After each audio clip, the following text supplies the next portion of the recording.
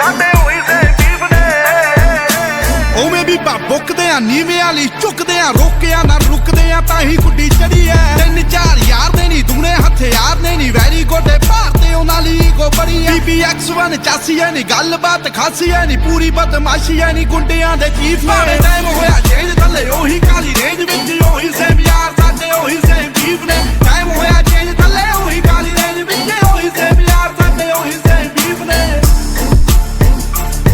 ਸਾਡੇ ਹੋਈ ਸੇ ਜੀਵ ਨੇ ਸਾਡੇ ਹੋਈ ਸੇ ਜੀਵ ਨੇ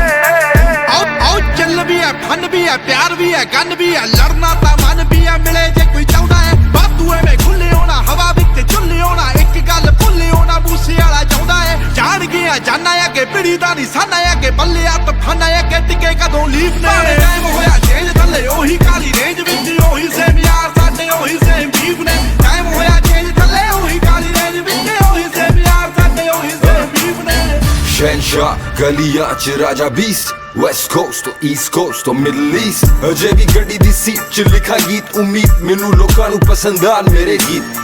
ਬੋਲ ਮੇਰੇ ਜਿਵੇਂ ਇੱਕ ਸੰਦਾ